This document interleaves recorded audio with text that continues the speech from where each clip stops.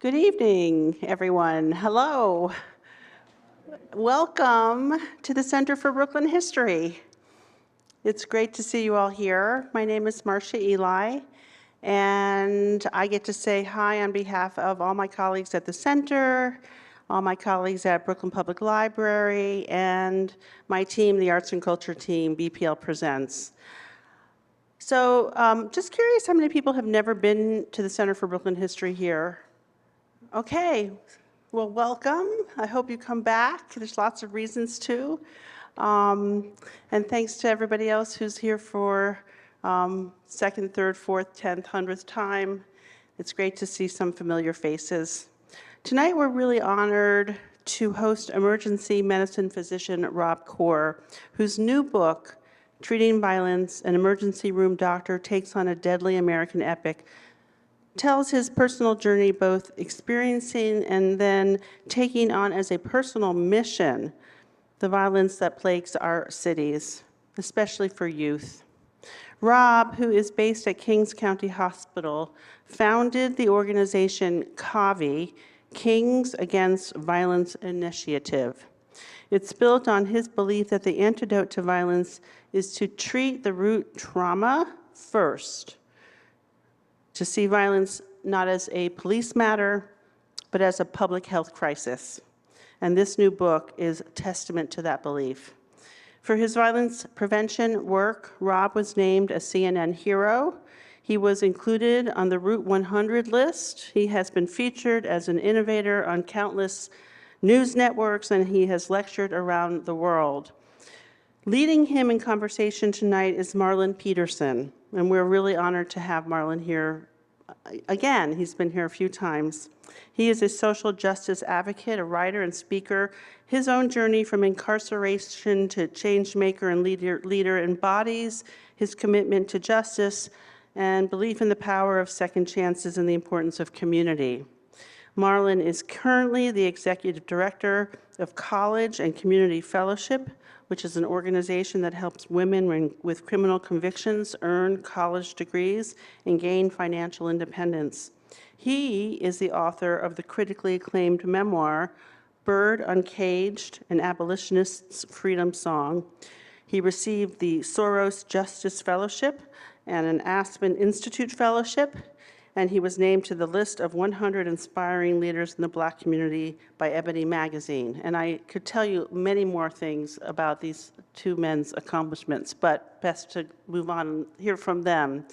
So I wanted to let you all know that there'll be a chance for you to ask your questions towards the end of their discussion. And you probably saw as you came in that we have Rob's book, Treating Violence, at the CBH shop. He is very happy to sign those books. I read the book. It's a wonderful book.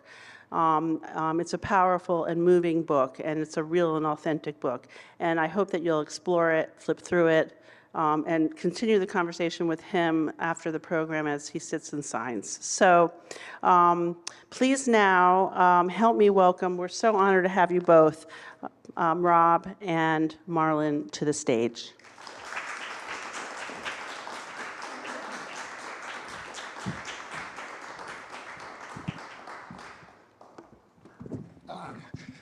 Y'all made it out here.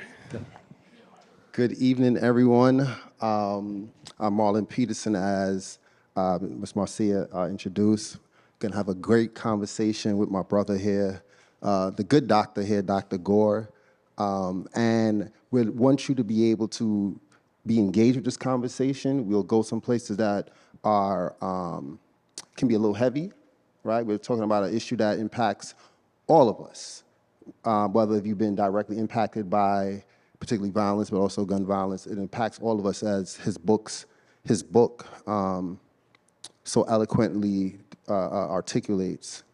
But I also want to spend a little time talking about, we were prepping for this conversation, treating violence, and for me, when you think about treating, there's a sensitivity to that. There's a care that's attached to treating someone. And when we're treating violence, I think the through line is care, and through this book. But I also want to start off by sort of really giving you a level of, I want to say, intimate praise. because it speaks to who you are. So actually, I actually moderated a panel here about 6 months ago, and it was literally a week after my father had gotten a diagnosis to pass, and he was rushed to Kings County, and Rob has been. I didn't have language to speak to what was happening. It was a very difficult time. I had to, you sign those end of life papers and all those sort of things. And Rob was there to guide me through that process. And for years, have been able, when he's going back and forth to the hospital, you've been there for me. When I had a friend who was killed, you were the person that was at the door to not only break the news, but do it in a sensitive way. So I just want to really thank you for being there for me, Rob. So that said, treating violence. So why write this book now? Well, the book was finished last year, but I've been writing stories and talking about violence and trauma for probably close to 20 years, 18 to 20 years. I did my residency in Chicago at Cook County Hospital, and at the end of residency, everyone's expected to do a presentation and on some sort of subject area that's of interest in the field of emergency medicine. But it all depends on what specialty you're in. And my program director said, I want you to present something that's meaningful to you. I thought I was going to be presenting about hypothermia because I was going to be presenting in February in Chicago, and temperatures go well below 0 degrees. Like, that's the norm. It's not even like an exception. That's the norm. You're expected to see minus something on the television screen. It was so bad that one of our friends and coworkers who was she was from Florida, she thought that the numbers at the bottom of the screen were the call numbers for the TV station. And we were like, no, Ingrid, that's the actual temperature. You got to dress up for it. And so, presenting on hypothermia in February was befitting, but somebody else had that presentation, and I said, do something. I said, tell them to do something else. I'm the senior resident. And my program director said, no, you need to do something that's going to be more meaningful to you. And he handed me this book and said, I want you to check out a book called Freakonomics. And I talk about it in the book. And Freakonomics was talking about there's an economic basis to every single thing. It just so happened that Freakonomics, the authors were in Chicago. They were at the University of Chicago, and a lot of the things they talked about in the book were tied to things that I was seeing in the city of Chicago, especially as it relates to violence. And there was one chapter in particular talking about, like, why do drug dealers live with their mothers? And then they started talking about violence itself, and I started asking myself all these different questions. And around that same time, I was in my program director's office, and he had some papers, some research papers that were about gun violence. And it was like, they were all in a nice binder. They were a little bit old. And I said, I know we're cleaning up. I was like, do you mind if I take this? And he kind of smiled. He's like, I was hoping you were going to ask for that at some point. And I started reading about violence. And I've been treating it for a number of years, but I started looking at it through this lens of public health, meaning that if you understood risk factors and if we intervene on these risk factors, then we can really change the scope. And although this is my third year of residency and I'd seen countless traumas and pronounced young people and taking care of them and their families, it was very different because I wasn't really looking at it through a preventative lens, just looking at it through, as an emergency person where our job is to keep the person alive. Keeping them alive and well is ideal, but the main goal is to keep them alive. So the preventing them from coming back in with repeat injuries wasn't really on the radar. I thought about a lot of this stuff through other spaces, but not necessarily trauma. And that just kind of took me down this entire pathway of looking at it through this preventative lens. And I think the book itself was a culmination of a lot of stories and ideas that I've been telling for many years. And then with the development of our violence intervention program, KAVI, it was, especially when you start pitching people for money, to do programming and realize you can't pay for this stuff out of pocket because that's not a sustainable model. I think the storytelling started becoming more and more prevalent. And I was like, man, maybe you should start writing some of these things down in a way that was more palatable. Plus, the more people that we spoke to, both in school settings, in hospital settings, out in the community, they go, wow, this is something different that we hadn't really heard a whole lot about. And I'm like, wow, maybe I should start telling these stories even more in depth and putting the science behind it. much beyond an audience that was more beyond than just your average emergency physician or your average healthcare worker, but something that the general public could really understand, and that became the basis of the book. Now, let's talk, jumping, excuse me for my voice, so let's jump into one of those stories. Now, one of the things, I said to you that, like, I've known you for over a decade now. I don't even know how long I've known you, but reading this book, I learned so much more about you. So one thing I want to say we got in common, right? First of all, and I'm laughing about it because at this age, we should try to, we've probably done some of the healing work to be able to laugh about it in a sense. You were robbed. You speak about being robbed. Now, tell us a little bit about that story. But I just want to say that I was about 10 years old the first time I was also robbed by some boys who were like probably a couple of years older than me, but looked much bigger. And they also took my bus pass. Why were they taking our bus passes? Because, so like, how many people are from New York City in this room? Okay. Who's not from New York City? Okay. Some education here. So we have to give some context. So as a kid growing up in the 80s and 90s, if you had a bus pass and you were in middle school, you could take any form of public transportation up till the hours like, was it? I think 7 o'clock at night, I think. Dr. Davis, Dr. Davis, one of my Morehouse brothers, and also the founder of P-Tech. Oh, really? Yes, amazing individual. So as far as education and understanding how people navigate this special city, he probably know better than any of us. But if you have a bus pass, that's this golden ticket. So you can travel the bus, and the bus and the train. This is before anything was electronic. And if you lived and if you went to school in your neighborhood, you couldn't get a bus pass. But if you didn't go to school in your neighborhood, you can use it as a free ticket to travel around the entire city. Before Uber, before City Bike, before any of no those City things. Bike, there were no cell phones, no nothing. That was just this golden ticket between certain hours of the day. And so for neighborhood kids who went to school around the corner, they're like, I can get to and from, so I'm going to take your bus pass. And this is before people really checked if it was a bus pass or a train pass. And so this was literally free money that somebody could have if they had it on their person. And the problem is if you didn't have your bus pass, that meant you were sneaking on the back of the bus or walking to school. And I went to, we lived in Fort Greene, pre-gentrified Fort Greene, and I went to junior high school in Bushwick, which was probably 2+ miles away. And not necessarily in neighborhoods that I really wanted to walk around with a big-ass book bag, because that meant you were an easy target, and that means I got to run, and I didn't really want to have to run. So, just having that bus pass was really kind of a safety totem for some of us, but it was also free money, which meant people were going to take it from us. Well, how was that? Talk about that experience. I know when I experienced it, it stood with me for years, even though they just took, for me, so I had a half-fare bus pass. I didn't even have a full fare. So, and I had the half fare, which when I had to pay 55 cents, and they took that too. But it stood with me. I remember them having, my mother took me out of that school because it happened in the school building. But I'm curious, like how did you get past that? And at what point did you? So, this sense of how do you protect your safety and sanctity and sanity is something that I think everybody tends to think about. But when you're living in a space that safety is of utmost importance and you've seen people have their safety taken away from them, going into protective mode is something that me and all my peers went through. Marlon and I grew up in pre-gentrified Brooklyn, and although we grew up in different neighborhoods, it was the same kind of code of the streets. Absolutely. You got to make sure that you protect yourself at all costs.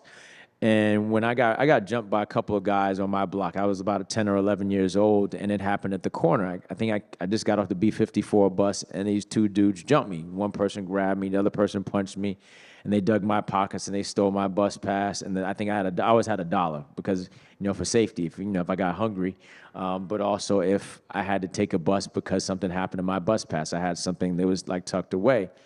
And to have something happen to you where my safety was violated on my block and I couldn't see it coming, if you see some goons coming, it's like, okay, I can run away from it. But if you don't even see it coming, you tend to be very, very afraid. You don't even have time to prepare for it. And it took a while. I still feel when every time I'm on the train or I'm walking in the street, I still have these points of contact where I look, kind of like when you're doing a talk. Still. and it's not even like I'm not scared that something's going to happen in this space, but it's just I'm just cautious. Kind of like when you learn how to do public speaking, they say you want to identify points in the audience. You're looking here, may do like a zigzag line. You look right here, look right here, look right here, almost like an M or a Z. It's the same thing when I'm walking around in the streets. If I'm in the train station, I'm looking to see who's behind me, who's in front of me. Does somebody look jittery? Do they not look jittery? Is somebody are they dysregulated in a way that I think I can control the situation, or are they not? Or are they completely regulated, and I'm like, they're not a threat to me? Are they getting too close? They look like they're going to try to dig my pockets, or they're going to try to push me, or are they not? I'm always thinking about this stuff, and it's a reflex at this point. But I'm not fearful. I'm just being cautious, and I think it's important that we be cautious. There's so many different things. I remember my dad photographed. There was a guy who was known as the Subway. My father's a Shout out to Bob Gore, Big Rob Gore. the gentleman in the front with the pink pants. But I remember he photographed somebody a long time ago. It was a guy named the Subway Hero, and he had saved some. There was a woman who got pushed off the platform because somebody just pushed her. And there's so many different events like that take place in and around this city, but things like, unfortunately, this is not something that's out of the ordinary, where somebody who may have some mental health challenges, they get completely dysregulated, and they think somebody's an enemy, and they wind up attacking that person. So I'm always trying to I'd rather be cautious than rather be caught by surprise and put myself in a very dangerous situation. The question is, what happens when you've experienced a trauma and all of a sudden the fear takes over you to the point that you can't function? And the sheer definition of somebody who's experiencing mental illness is, we all have these different emotions and go through these experiences. Actually, Brown right here is a friend and a psychiatrist here. Are you still in New York? Okay. She did residency and training. This is just a reunion happening. It's a very special reunion here. But, everybody has all these different emotions. We feel anxiety, we feel depressed, we feel anxious, we can feel dysregulated. And the only way these things can become pathologic is if it impacts our normal functioning. And, Did it impact your normal functioning? It did initially. Because I was scared. It wasn't like I'm just looking around the neighborhood. I'm fearful. I'm having palpitations because I don't know if this is going to happen again. And over time, the good thing about being a kid to a certain extent, when you have support systems, is that you can kind of regulate your nervous system. You can talk to people who are supportive. And, I think the more traumas, the more negative things that we experience in our life, this stuff kind of adds up like some sort of compounding interest. But when you have periods of time where you're able to process what you've experienced, the long-term negative impact is something that doesn't affect you as much. Just kind of like anytime you do, I saw Marlon limping when he was walking down the steps because he had leg day. He's doing a pretty intense physical activity. And anytime you do some sort of physical activity, whether you're running track, whether you've experienced some sort of trauma, there has to be a period of time where you can process. So after doing leg day, you shouldn't be doing leg day that next day. You got to rest and recover. When you rest and recover, you can go back and exercise and do certain things without it having a negative impact. You do leg day repeatedly, over and over again, your muscle fibers break down to the point that you can't walk. Rhabdomyolysis can take place, and then your body can't function. And if you go into rhabdo, you can die because of kidney failure. Not even just you got physical pain, your body can shut down because you didn't allow it to rest and recover. Now, the thing about that is, in the through line of treating, you were a young boy at that time, 11 years old. You're a baby, still in somewhat, you're still a baby. Who treated you at that moment? So you're the good doctor now, right? But at that point, who treated you? And the reason I'm asking that, because we speak about this, and you and I speaking about this as adults who have gone through it and who work with young folks. But like one of the things in terms of interventions is who was there for the person when it happened. So who was there for you? So, I've been fortunate. My parents have always been around. They've been super supportive of every single thing. Well, I shouldn't say most things that I've done, as long as it wasn't dangerous or going to cost them exorbitant amounts of money. Pops is reluctant to let go of that laugh. You're like, say it right. So I had the support system at home. So I wasn't, when I got home, I wasn't worrying whether or not I was going to be able to eat at nighttime. I wasn't worrying whether or not I was going to be physically abused by my parents in the home environment. I knew, when I went to sleep at night, I was going to wake up to screams and yells and hollers and some forms of abuse taking place in the household. Even people in like the building next door, I wasn't worried about them hurting anybody else. And so there were really moments of peace that I had. And when you have those moments of peace, you can think through the next course of action. Right after the incident happened, I started taking martial arts. I always wanted to I took martial arts before, then I stopped. But at this point, now it was something that was kind of practical. And when I started taking martial arts, I didn't even talk about this in the book. I think one of the first things they teach you, other than just the repetition of movements, but they start speaking about breathing. And I never really thought about, how I learned how to breathe in a way that was calming, that could really, now learning the science behind it, it's almost prompting a vagal stimulation, which is what, the vagus nerve is one of our cranial nerves that's responsible for smooth muscle engagement, but also kind of relaxation. And I had no idea that was what I was learning how to do. Learning how to breathe with my diaphragm, not pushing my belly out so I could lower my diaphragm, taking in maximum amount of oxygen, which was actually therapeutic and can kind of calm you down. And if you're in a situation where you're either sparring or experiencing violence, or working in an emergency department, or working in a school system, or even in the nonprofit sector. I see Rebecca right here from New York is against gun violence. And, you've got to figure out ways to really regulate your system that is not harming, but can create a level of calmness. And so if you can be calm, you can think through problems and you can troubleshoot. And if you can troubleshoot, you can be an effective problem solver, which is what we tend to do as people who are in our workspace, no matter what our profession is. If you can effectively solve problems, whether you're a worker, nonprofit leader, president, educator, parent, you're not being effective at what you do, which means somebody can experience some form of harm because you're not at your best. But those breathing exercises that we wind up doing regularly in class were ways to kind of keep me calm. And the goal is for you to be calm. If you can be calm, you can learn in school. If you can learn in school, you're not getting in trouble. You're not being threatened when you come home because you've got your report card looks abysmal. I did have the threats because sometimes my report card didn't really reflect what that potential was like, or what the potential that I had. But when I wasn't nervous in class, I could figure things out, and not just like giving creative answers on a test, but I could really think through and solve problems. So the breathing part is something that I learned way back when. They did it in the martial arts movies, on Channel 5 Kung Fu flicks, or Channel 11. You're talking about as a teenager. This is as an 11-year-old. When I watched Star Wars and all these movies talking about channeling the Force, and I was like, I want to channel the Force. I want to. That sounds like a Rob thing. That's a very Rob thing. I want to break bricks like these dudes in these movies. So in order to do that, you got to channel this chi. And, The Last Dragon also happened to come out in the early 80s. And if you were, a black kid who grew up in a black neighborhood and liked Kung Fu movies, The Last Dragon, by the way, for people who don't know that context, was a Berry Gordy film about a black guy named Bruce Leroy, who was this martial arts expert.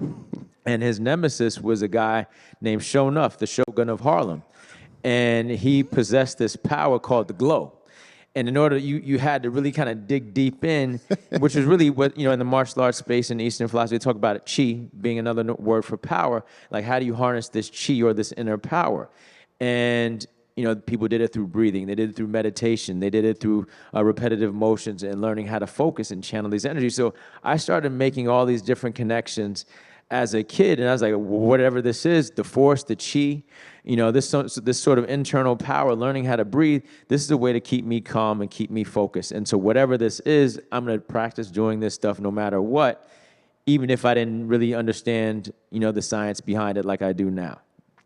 I would like to, you mentioned people throughout the book, and I'm just going to say a name, and I want you to just react to the name. Angel. Angel is my brother. Angel is my foster brother. Actually, I talked to him yesterday, but Angel is a brilliant artist, thinker. He can connect ideas in beautiful ways. but Angel grew up in the justice system. His father was just as impacted and was incarcerated when he was born. His mother, rest in peace, was, was impacted by exorbitant amounts of stress and was never really given opportunities to be able to process that stress. Multiple children, the kid's father, wasn't around because he was incarcerated. And when you have no way and no support system to really regulate your system, you tend to search for other ways to regulate. And substance abuse was something that was how she regulated her system. I use the word regulate because I don't like saying somebody's a drug abuser because, people may abuse a substance, but there's a reason that people are using a substance. And it's usually to kind of help figure out how to bring their system into a way for them to be calm and to focus and to really engage with the general public.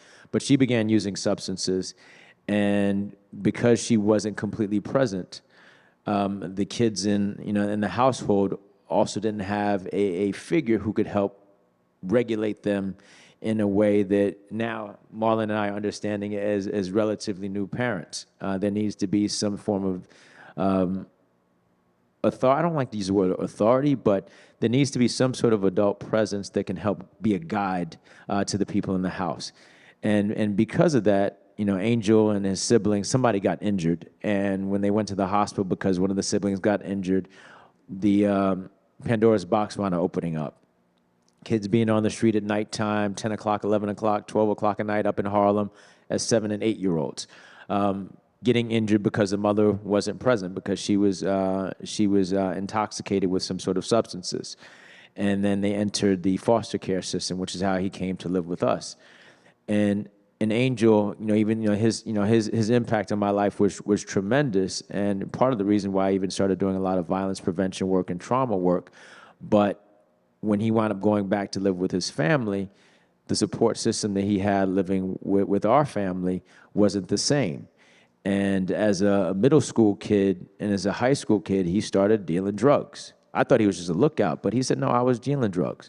And because he was strong and people recognized that he had certain talents, he became the knockout kid in the neighborhood, almost being used as a source of protection. And then, went to Spofford, went to juvie. Spofford is a juvenile. Spofford, juvenile detention center that's, northern part of New York City. And eventually, he wound up being arrested and wound up entering the justice system again and was incarcerated and charged as an adult because of a robbery situation and was in prison for a long period of time. And, people don't get rehabilitated in prison for the most part. There are exceptions, and I know the work that Marlon has been doing extensively with people who are impacted by the justice system helps to make sure that people, understand that they aren't forgotten when they are in these spaces that really aren't designed for rehabilitative purposes.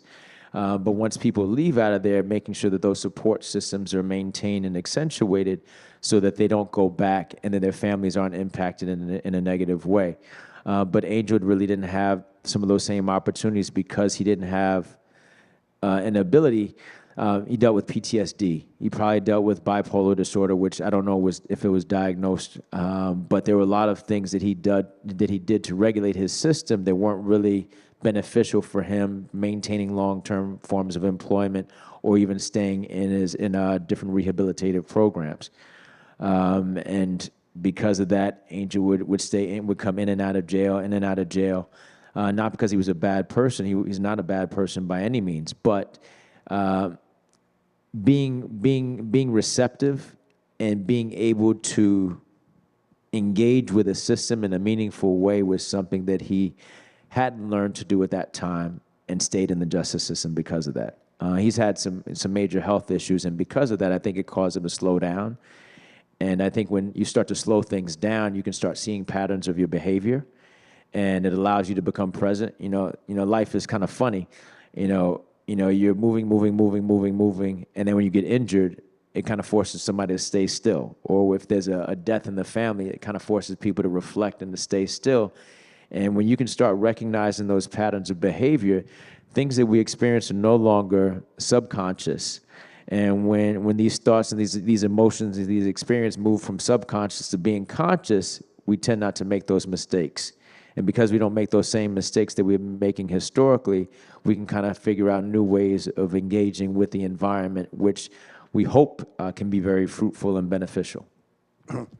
Now, in the book, you speak about, of course, you went to Bishop Lachlan, which is not too far from here. You end up going to Morehouse. Went on to get your medical degree. But I want to sort of move us up into a little bit of adulthood. And I'm going to read a paragraph. Oh, I'm sorry. Okay, all right, my fault. We good now? Do I need to repeat what I just said? I'll do that again for y'all, no problem. Thanks for pointing that out.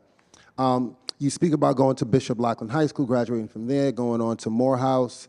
So in some ways, think about you and Angel in the same household at one point. You all went together and then split in a way, right? In large part because of your support system and other networks. You traveled a lot as a kid, going through camps. Your mother traveled the world. You traveled with her. I want to read a paragraph that sort of takes us into a little bit of Dr. Gore. And I'll never forget the faces of the families that came in to mourn the dead. Their slow walks down the hall to the empty room where the body is kept before taking it to the morgue. The screams from the mothers, the way their sisters fell to the ground, the self-blaming of the brothers, the regrets of the uncles, the talk of revenge, the promise that more bodies would be landing in the emergency department. I knew there would be more bodies to come because that was what always happened, like clockwork. Someone got shot, and then another person got shot who was somehow connected to the initial person who got shot. And the family and neighborhood were left to deal with the repercussions. It was a vicious cycle of violence with no beneficiaries other than the companies that manufactured the weapons. And maybe the ones that made the coffins. The first time that I think we interacted personally was in Kings County's ER as I was working with SOS Save Our Streets Crown Heights, and we were looking at learn about a hospital intervention program. And I remember seeing you direct traffic in a very hectic environment in Kings County. I remember seeing a young boy expire while he was in surgery. You speak about these faces. I'm gonna say a name, and I want you to speak to this face and this name, Willis. Willis. Willis Young was my close friend. He was my mentee. He was also one of the first hirees that we brought on to KAVI once we got funding. And he did violence intervention work. But 2015, on July 22nd, he was stabbed multiple times. So this coming Monday will be the anniversary. And the reason why I know that day, because that's my birthday. And my morning wake-up call was that Willis was stabbed multiple times, and he's at Kings County Hospital, and you need to come to the hospital quick because he's in critical condition. He was stabbed by somebody that he knew, actually not far from where we used to live over in Clinton Hill. Matter of fact, I think it might have been on the same street, maybe a block away. And he was stabbed multiple times and taken to Kings County Hospital to the critical care and trauma emergency department. The critical care and trauma ER is the main point of entry where somebody comes in who's been a victim or survivor of intentional trauma, somebody who's experienced violence. So if somebody gets shot or stabbed, they take them to the CCT area. And it's also an area where that Marlon was talking about where, he shadowed me and spent time in the ER. But it was a place that Willis would intervene to make sure that people wouldn't retaliate after an episode or an act of violence. And on that day, Willis, who was the provider, was now the patient. And, they took him to, when he came into the ER, I found some of the stuff out a little bit later, while he was, up in recovery, well, not even recovery, he was in the ICU, they said, we realized who he was. He was so bloodied up, but he said, call Dr. Gore, get the doc, get Gore. And they realized who he was because he was always with me in the emergency department. And the nurses and the trauma surgeons said, oh, wow, we know who this guy is. He works with the KAVI team. And all of us, people were working to make sure they saved his life. But it was different because now, he was one of us. He was one of our team members, and he was one of our hospital team members. And because he was strong and because people worked very diligently in the operating room, he stayed alive. But after receiving maybe 9 stab wounds and countless blood transfusions and platelet transfusions and blood products, I think he had maybe more than 70 transfusions over the course of 2 weeks. He wound up dying from sepsis, which is an infection in the blood, probably brought on from bacteria. You know, you have the skin as an opening, and it's a beautiful, complex protective barrier. But once that barrier is broken down, the body's defense mechanisms are put to the test, and that natural barrier is no longer an effective organism. And Willis wound up dying from infections. Also, in the same intensive care unit that he would also counsel patients and families, and visit patients who were victims and survivors of violence. And when Willis died, I was devastated. You know, and it was shock. There was, you know, depression. There was anxiety, but a lot of those emotions were compartmentalized because I never took a break.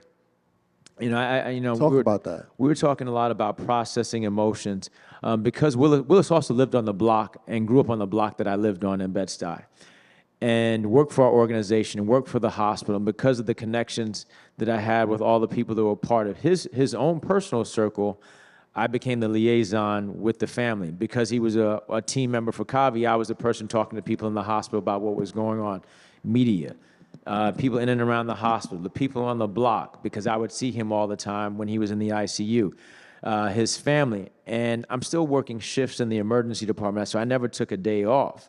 I didn't even take off on the day that we had his funeral.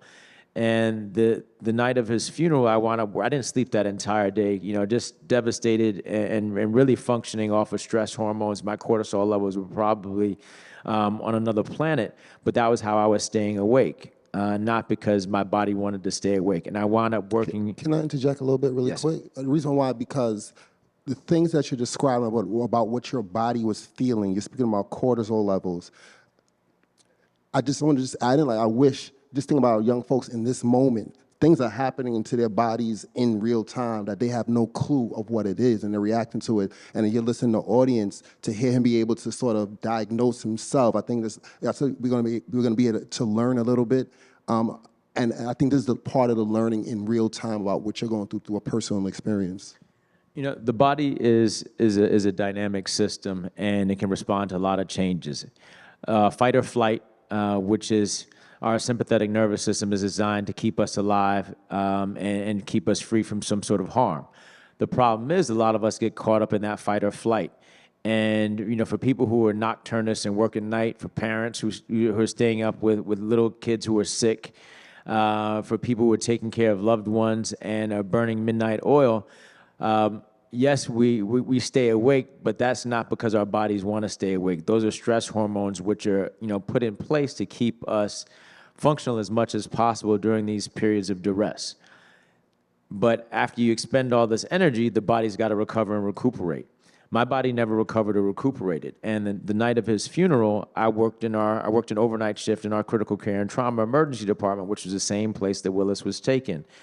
And that night was also very, very memorable because, I was, thinking about Willis. I was thinking about the funeral and where we were just 7-8 hours earlier in that day, and, wanting to sleep, but not physically being able to sleep because my mind is just racing and thinking about all this stuff. But I'm supposed to be focusing on people who are coming in with life-threatening illnesses. During that shift, there was also a patient who would come in that I had taken care of, well, at least I had taken care of their family. It was a guy who came in, shot multiple times, and was in serious condition, meaning we didn't think he was going to lose his life right there, but we needed to act quickly and figure out what was going on. And I had met this guy before because I pronounced his little brother dead a couple of years before. And his little brother was shot and killed by the New York Police Department. And he was a high school kid who came in, and during our interactions, we realized how we were the patient who was in the ER. We recognized how we were connected to one another, and that can completely change the dynamic. And things are okay until they're not, and it just kind of took a turn for the worse when the mother came in because the mother knew exactly who I was. And, I was shameful. I felt sad because her kid was somebody that we couldn't save, and he came in alive and died in our emergency department. And just the kind of the look on the mother's face, because, she never forgot my face, because I told her 16, 17-year-old kid was dead. And, so it was almost like I felt a lot of disappointment, and a lot of those emotions that I had been tucking away historically, because that's how you regulate your emotions. When you're dealing with periods of stress, you can't focus on, wow, I feel sad, I feel anxious. Like, no, tuck that stuff away, because you got emergencies that are taking place right in front of you, and your patients or loved ones don't care that you have processed your feelings right now. That's not the job. The job is to keep people alive, and in order to keep people alive, you've got to be 100% focused. But it's almost like when the mother recognized me and she said a couple of things to me, there were a few things that she said. First, she asked me, did my son say anything to you before he died? Not even in relation to what was going on with her current son, who was a survivor of violence. And then, like, my body started shaking. And it was like, I just broke. And I got this cold sweat. My mouth is dry. I'm having heart palpitations. And then she says, why does this keep happening to my own family? And it just kind of got even worse, because I pronounced one of her kids dead, another one is on this table. And what I found out a little bit later was that she had lost another relative, I think one of her nephews, she had lost to gun violence like the month before. And I just didn't have an answer for it. I was like, I'm sorry. And so I just rushed out of the room. And I had just gone into that room at that time just to give her news that her son was stable and then we were going to admit him. But I wasn't expecting that. I think if you can kind of prepare for some sort of stress to come about, you can figure out what your conditioned responses are going to be. And it's like, okay, almost like in medicine, we have, Brown knows when we take a history, you're doing what's known as, you're finding out what the chief complaint is, your history of present illness, your review of systems, your physical examination, your assessment and plan. They're questions that we ask repeatedly anytime somebody comes into the point that we can even integrate these things in a regular general conversation without the person who's the patient even realizing it. But you do this stuff repeatedly. But for her, when this woman whose son I pronounced and whose other son was my patient, I didn't have this answer. I wasn't prepared for it. And so my body just broke. And my heart's racing, dry mouth, and I'm having a panic attack while I'm at work. And I'm still the physician in charge in our critical care and trauma emergency department. And it's only 1:30 in the morning, which means I don't get off of work for another 5 to 6 hours. And how am I going to hold it together? I'm sleep deprived. I'm having an acute stress response. And so, I'm going, all this stuff is kind of going on in my head, the heart palpitations, my body's shaking and trembling. And as a physician, as someone who's in some sort of leadership position, people do well and your team members do well when you're able to inspire confidence. And if you can't inspire confidence for the team and the people who you're working with, that team dynamic completely shifts. And just like Willis, now the person who's the provider has become the patient. And how do you treat yourself when you're supposed to be treating other people? The good news is I knew how to avoid a lot of folks, and I knew if I kept my body in motion, people can't see my body shaking. If I tensed up my muscles, people can't see that my hands are trembling. If I sit at the computer, they're gonna see, and I'm trying to type, they're gonna see that I'm completely dysregulated and I can't focus. I'm not making the most optimal amount of eye contact. And so what you do is you keep it moving. The ER, luckily everybody's always moving around. The emergency department is a perfect place for people who are somewhat neurodivergent and have ADHD, because you're constantly being interrupted. And you have to be okay with that without it, feeling like it's disrupting your entire ability to stay on task. But if you tense up your entire body, if you avoid eye contact, if you avoid people, if you avoid certain conversations, then people don't think that there's something wrong. And we're taught to compartmentalize and to be strong and to function and win at all costs, no matter what the obstacle is in front of you. That's what we're charged with. But, so I made it through that shift, but the symptoms persisted. and I'm having these heart palpitations and feeling anxious and not sleeping and having these nightmares and daymares and these crazy dreams every time I came up to the hospital. And I'm like, oh, shoot, this is what our patients experience. Our patients have panic attacks and deal with anxiety and have these acute stress responses. And if it happens repeatedly based on that same stimuli or that same event, then becomes PTSD. And I'm like going through all this stuff in my head. And I'm like, oh, shoot, I know the science behind it. I treat it all the time. And now I'm the patient. And the good news is, I knew how to avoid things. But the bad news is you can avoid things but so long. So I did all these other things to kind of help try to regulate my system. I worked out like crazy. I was already doing Brazilian jiu-jitsu. I'm doing my breathing. I'm trying to spend time as much as possible, but I wound up eventually going to see a therapist because there was but so much that I could do, and I could treat myself but for so long. And I think having a therapist, I think all the wellness stuff that we do in terms of how we regulate our systems, the external work, the internal work, I think is important, but sometimes you need somebody on your team almost as a guide who can be completely objective and say, yeah, I know you did all this stuff, but there's some things that you're not paying attention to. And you've been so good at hiding these emotions that, it's a reflex. And so we're here to kind of pull some of these things out of you. And while I'm going to therapy, and she asked me, why do I think this stuff is happening? And I'm thinking she's gonna, give me some kind words. I'm not thinking I'm gonna, she's gonna ask me why am I experiencing all this trauma and why does it keep happening to you? And I'm already sitting on the chair. You've seen those cartoons where you got the lounge chair that you can kick your feet up. And I'm like, oh my gosh, I've hit rock bottom because, I'm this patient that already been to therapy before. So it's not like this is a new environment, but I'm like, I really had a freaking panic attack. And this is happening repeatedly, and I can't function at work, and I can't focus. And if I can't focus, that means somebody may lose their life. But when she asked me those questions, why do I think this stuff is happening?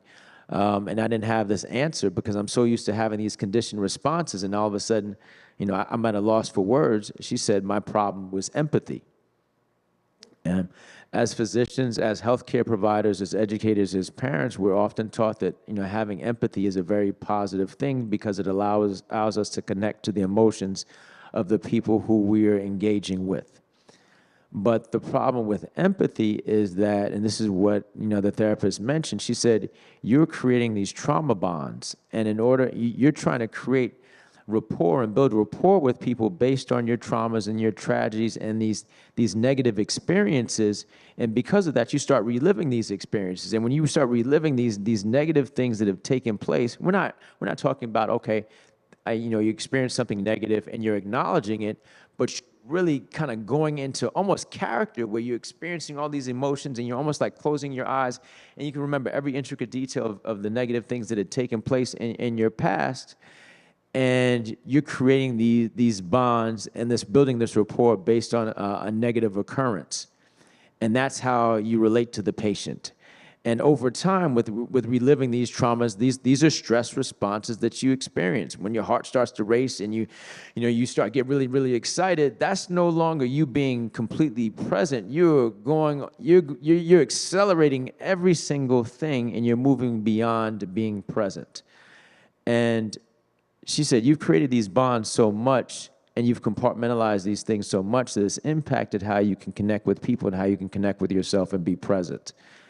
And she said something may a little bit more effective and something that may be very important because she said you can't stop doing this work, but maybe to think about just being compassionate and saying, look, I understand that you've experienced a negative event, and I'm gonna offer comfort to you, but I don't have to bond with you because you've had this negative experience. Yes, I might have treated somebody before who's had some similar experiences and drawn from some of those experiences and what we learned. We're not saying to forget that, but to initially try to create a bond with somebody because of a trauma is something that is going to take away from who you are, and it's going to negatively impact your ability to connect with your loved ones to the point that you, who are the provider, is going to continually become the patient, and your family doesn't need to take care of a patient.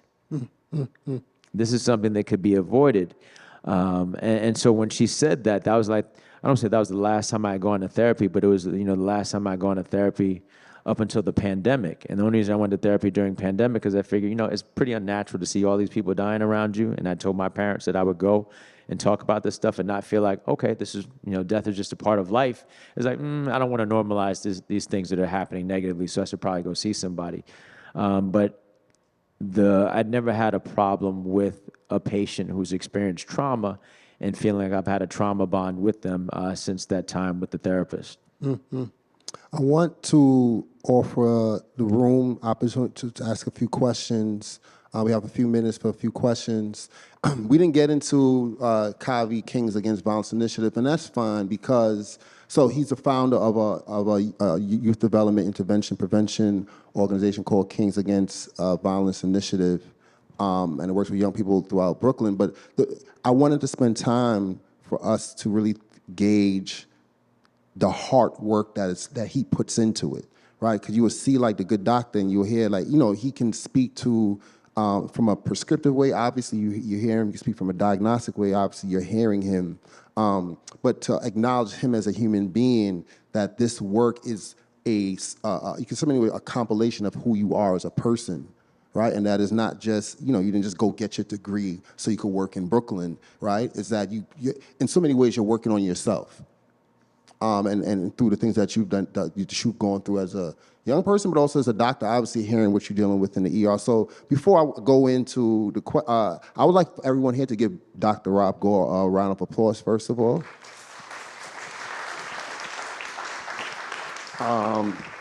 This book, Treating Violence, is a love story to many of the other organizations that he's worked with over the years. One of them, New Yorkers Against Gun Violence. Rebecca's in the room, the executive director of that organization, to be able to affect change. So with that said, are there any questions in the audience? We have a person with a microphone over there, and they'll come right to you. Okay, I was about to ask, what does this silence mean?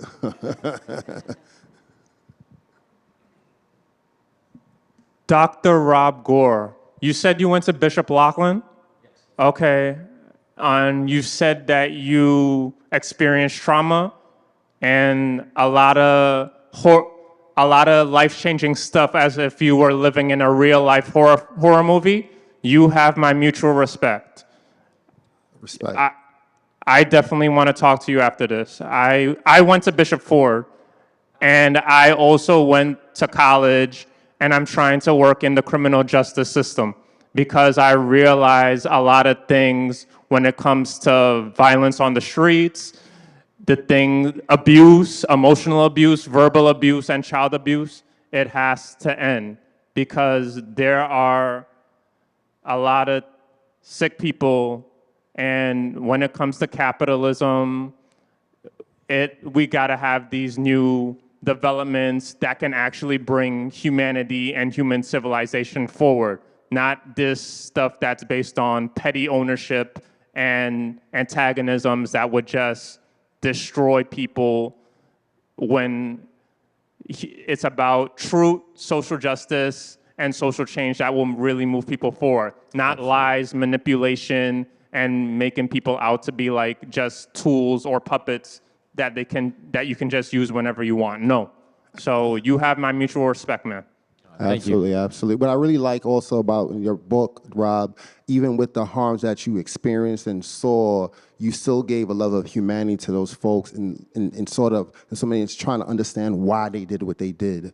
And I think it's super important in the work that we are, collectively doing. We have a question back there and one in the front here. Thank you for that comment, by the way. I'll echo the sentiments about respect. Thank you for what you're doing. You've talked a lot about how you kept yourself functioning in a difficult situation. But it's clear that you've also reached out beyond what an emergency room physician usually does to help the community. Could you spend a few minutes telling us more about that? Okay. I told, I mentioned that I had Maybe not too many minutes. Okay.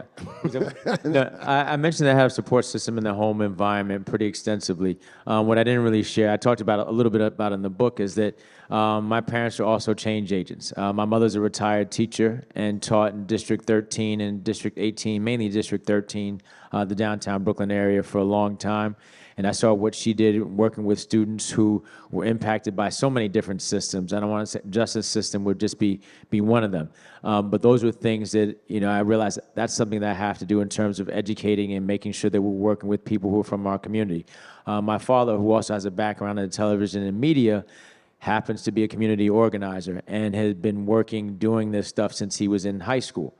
He got mentored by people in Dr. King's inner circle and got to meet Dr. King when he was in high school and came back home to his family on the west side of Chicago talking about, I'm going into the movement.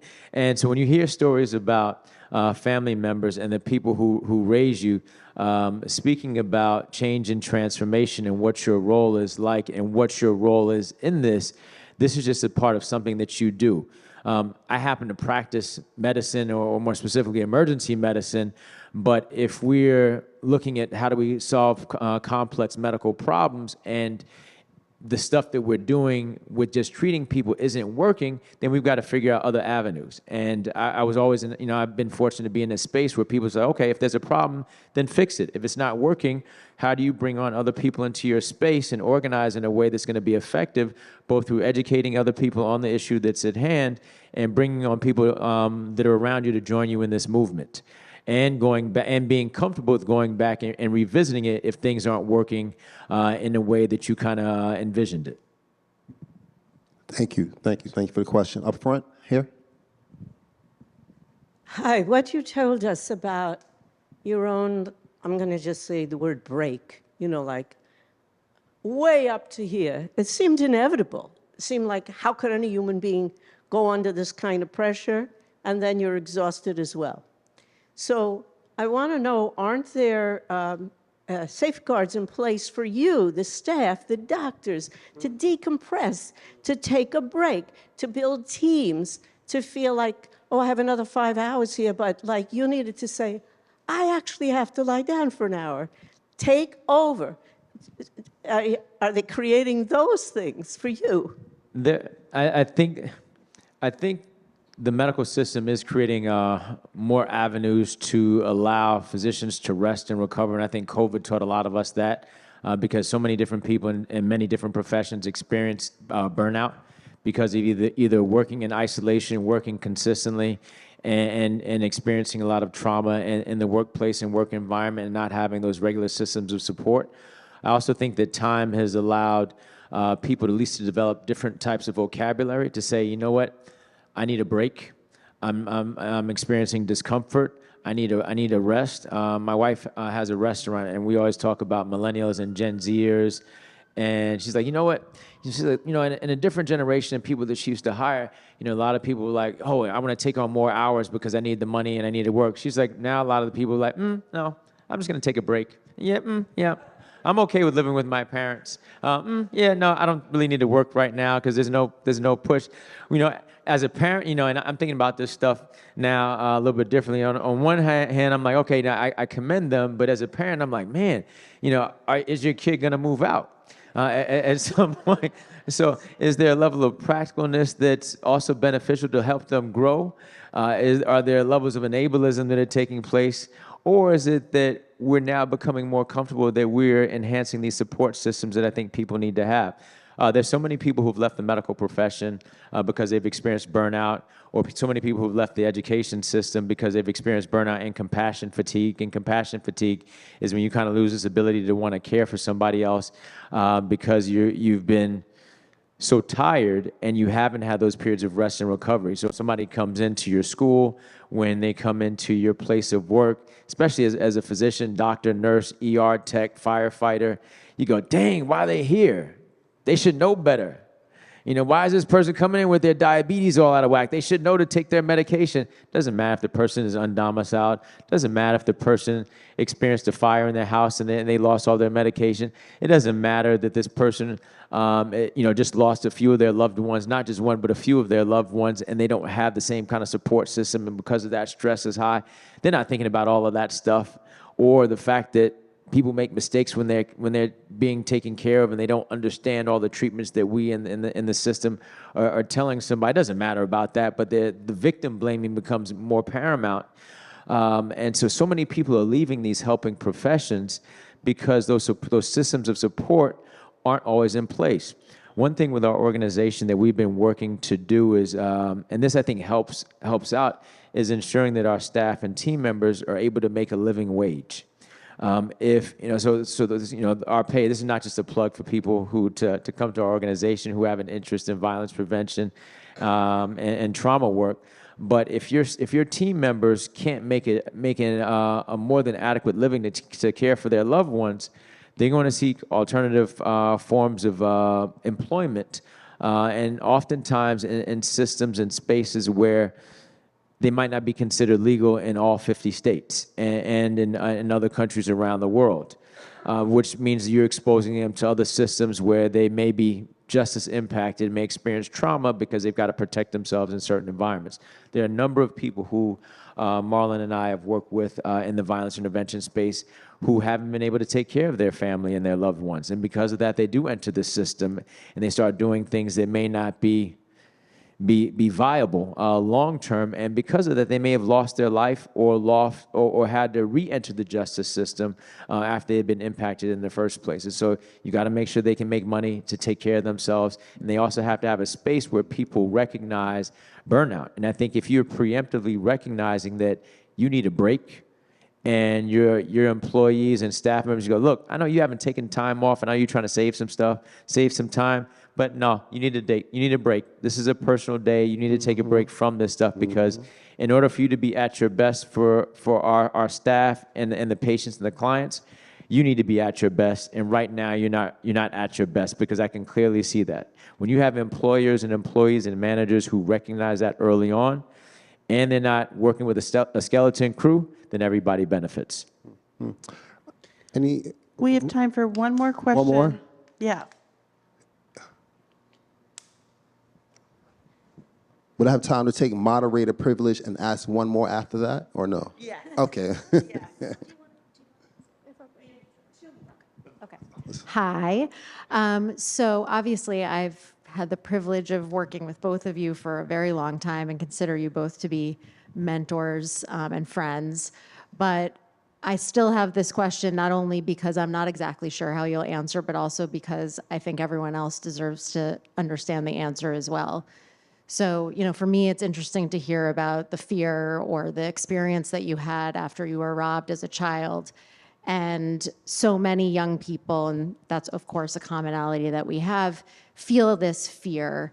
And not just young people, community members. Right now, I think all of us are feeling a certain visceral level of fear. And it's understandable, right, zooming out, why people who are in fear would go to pick up a gun. Not necessarily to hurt someone else, but because we have so many systems telling us that guns protect us. So given your experience as a child, but also as, the founder of KAVI, what have you found to be the most effective way working with young people to get them to reach an understanding that if they're afraid, that turning to a gun is actually potentially going to put their life in jeopardy in many different directions, as opposed to protecting them? There are a couple of things. The first is, if somebody's experienced trauma, just acknowledging and saying, look, I know something bad happened to you, and we're here as a support system to hear you out. So I want to hear what your experiences are. I think that's therapeutic in itself, because I think a lot of people have so much pent-up tension and don't really even know how to communicate it. And I think we as mentors, as people who are part of organizations that help treat trauma, we have to be open to understanding that what comes out of this person's mouth may not make a lot of sense, because they're still trying to make sense of the situation. The other thing, when somebody says, look, I want to go out and get a gun or I'm about to do something, I think the first question we have to ask is why. The law enforcement model is really based off of it's a containment model. How do you contain somebody? How do you make sure that they're no longer a menace and they no longer impacts anyone else in the society? Which I understand, but you always have to ask, what is the context of the events that have taken place? What's the context and why this behavior is taking place? If you have a young person that says, look, my family is being threatened by somebody, and I weigh 125 pounds when I'm soaking wet, and I have to navigate this space, and I don't want to join this gang, and I don't want to be around these folks, and they've already threatened me 5 times. My immediate thing, and this is what anybody would do, is to figure out, and let's say they don't have a regular support system because no one's inspired a lot of confidence in their decision making, so it's not even on their radar. Then you understand, oh wow, okay, now I understand why this person is going to go out and get a gun to protect themselves, because ultimately, we as a species, the first thing before we think about evolution itself is that you can't evolve unless you survive. And if you're not here, even looking at adaptation of circumstances and being able to grow in these new spaces and understand trauma, if you're not here, all that stuff is a moot point. If your support system, however great and however mediocre it might be, if they're no longer here, then your survival is diminished. And so when we understand the context of which these events have taken place, we can start thinking, okay, this is the behavior that this person is, or this is the emotion that this person is experiencing. This is the behavior that they're engaging in, and what kind of support systems that I can help link together to help support the behavior, so that they're not going to experiencing these repeated negative emotions, or at least being in a safe environment or a brave environment to allow them to express those emotions.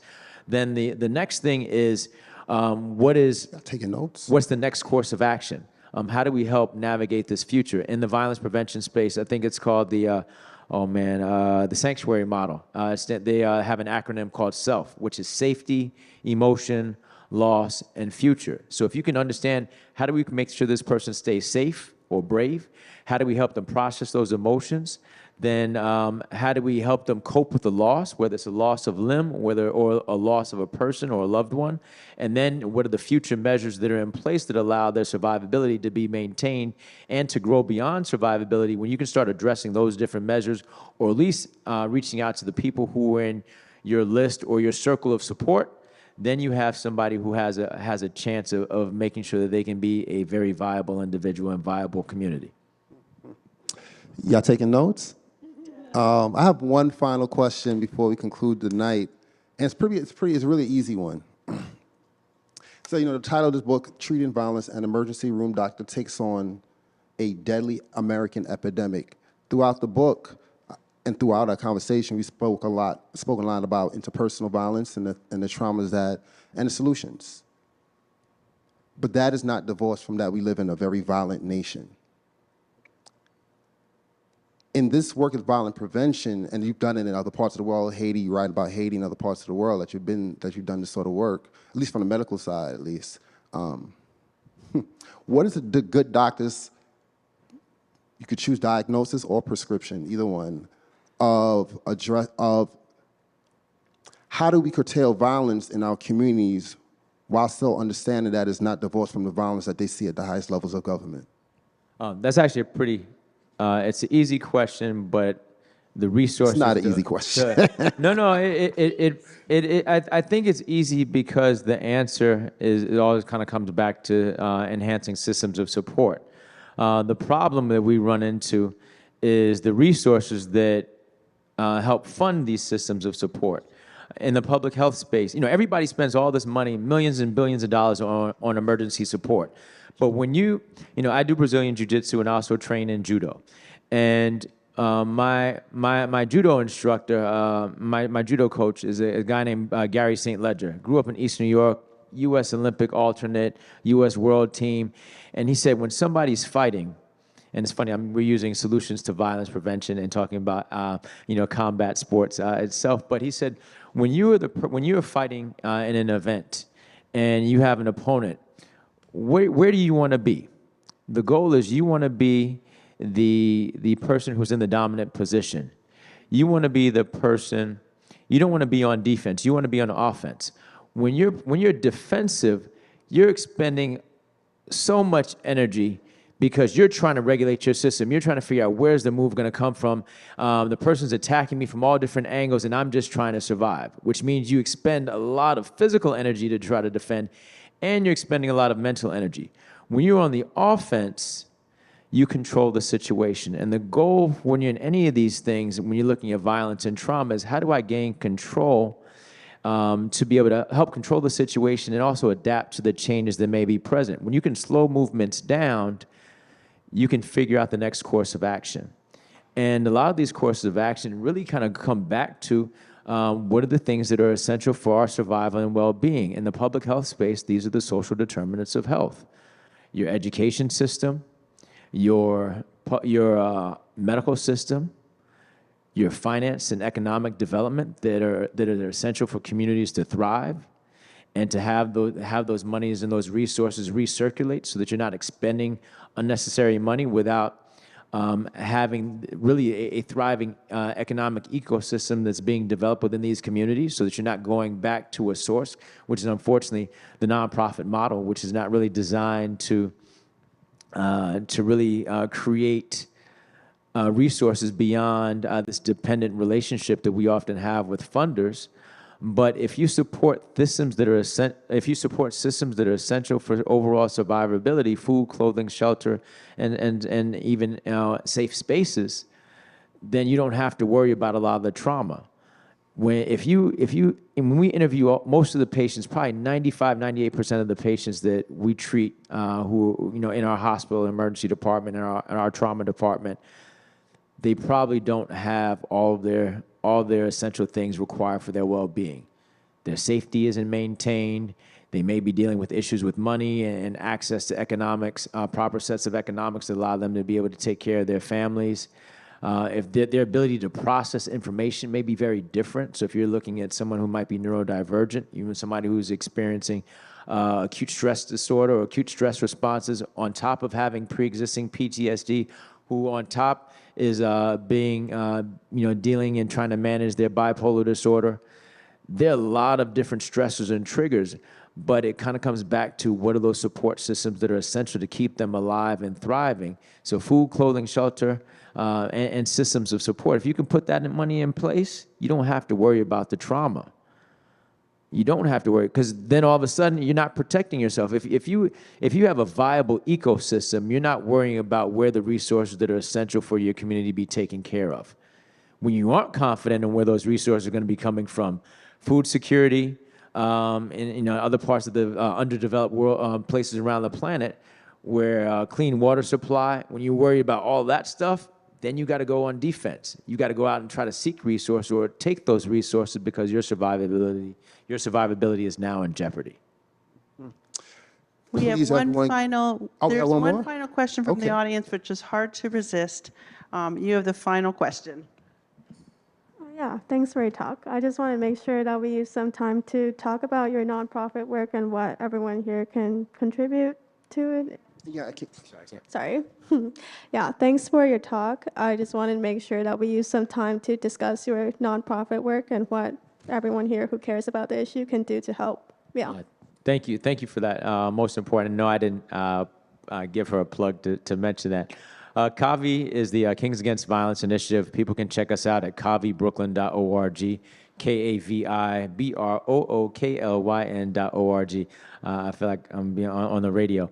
But KAVI itself is a hospital, school, and community-based violence intervention and prevention program, really focusing on reframing this entire conversation around violence and trauma. Our hospital program works with people who are patients and impacted by violence. And we do everything from case management, behavioral health support, to ensure that people don't come back. We also make sure that they, for repeat injuries, they can come back for follow-up, but we want to make sure they don't come back with repeat injuries due to violence. Our school and community programs work with people who are considered to be at risk for engaging in interpersonal violence, which is pretty much any kid who lives in Brooklyn. And we have an entire curriculum focusing on mediation and conflict resolution, a lot of restorative justice work in there, and life skills development to ensure that people have the tools, and both our students and our families and the communities that we serve have the tools to be able to navigate their environments and communities safely, effectively, and being able to go back and be a part of the solution. So they're going back and even teaching some of these skill sets that they've learned. This is a part of the cycle. For people who want to support, there are many different elements, and it's pretty much the same in most organizations. Donations are always welcome, but looking at people who have resources that allow for the augmentation and really create a long-term viability of the organizations is important.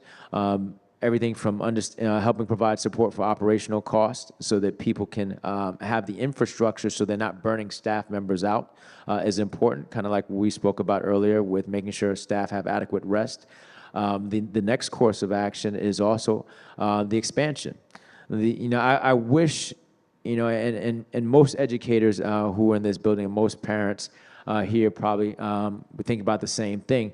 And I said this in the book, is the goal of any educator and the goal of us and people in helping professions are hopefully to become obsolete to the point that the people we work with are in a better position to be able to do this work effectively and independently so that we can move on and solve another problem.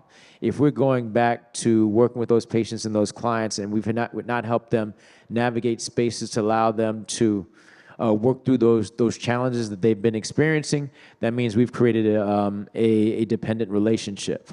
And so anything that's allowing for us to be able to expand the work to communities that don't have those same systems of support, I think can be very important. And then even helping us think through other models of education and training and development, which will allow those groups to be able to do that work independently outside of other organizations and groups coming on from the outside to dictate and tell them what they should do and what they have to do.